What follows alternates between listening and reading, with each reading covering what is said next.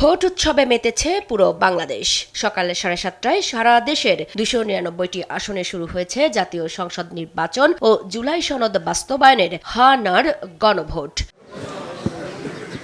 গণঅভ্যুত্থানে আওয়ামী লীগ সরকারের পতনের 1.5 বছর পর প্রথমবারের মতো ভোটে অংশ নিচ্ছে সব স্তরের জনগণ। সকাল থেকেই কেন্দ্রে কেন্দ্রে বাড়ছে ভোটারদের উপস্থিতি। দীর্ঘদিন পর ভোটাররা তাদের নাগরিক অধিকার ফিরে পেয়ে খুশি, সন্তুষ্টি জানান ভোটের পরিবেশ নিয়েও। আজকে তো খুবই উৎসব মুখর একটি পরিবেশ, মনে হচ্ছে যেন ঈদের মতো অবস্থা।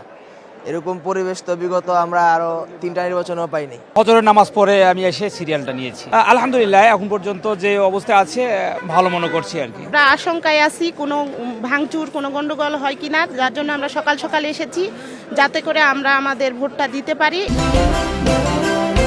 বাংলাদেশের নাম্বার 1 স্টিল বিএসআরএম। আমার অনেক ভালো লাগতেছে, কারণ আমি এই প্রথম ভোট দিচ্ছি। এর আগে তো ভোটের সুযোগ ছিল না। আমার ভোট তো এসে দেখি আমার ভোট দেওয়া শেষ। এজন্য আমার খুবই ভালো লাগতেছে যে আমরা নিজে ভোট দিব। আলহামদুলিল্লাহ ভালো, এবং আমি এই কেন্দ্রের মধ্যে প্রথম ভোট দিছি।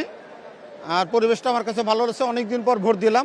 প্রত্যাশা, নির্বাচনে পছন্দের প্রার্থী জিতবেন এবং এলাকার উন্নয়নে কাজ করবেন। আমরা আশাবাদী যে যোগ্য ব্যক্তি নির্বাচিত হবে। জুলাই যে আমাদেরকে শিক্ষা দিয়ে গিয়েছে, যে আমাদের জুলাই যে কারণে হয়েছে, একই ধরনের ঘটনা যাতে বাংলাদেশে পুনরাবৃত্তি না হয়, এটার দিকে এদের লক্ষ্য রেখে আমরা ভোটটা প্রদান করব। এদিকে ভোট গ্রহণে যে কোনো বিশৃঙ্খল পরিস্থিতি এড়াতে মাঠে দায়িত্ব পালন করছেন সশস্ত্র বাহিনী, পুলিশ, বিজিবি সহ বিভিন্ন বাহিনীর 9.5 লাখেরও বেশি সদস্য। ভোট গ্রহণ চলবে বিকেল 4:30টা পর্যন্ত। মুক্তা মাহমুদ, দেশ টিভি, ঢাকা।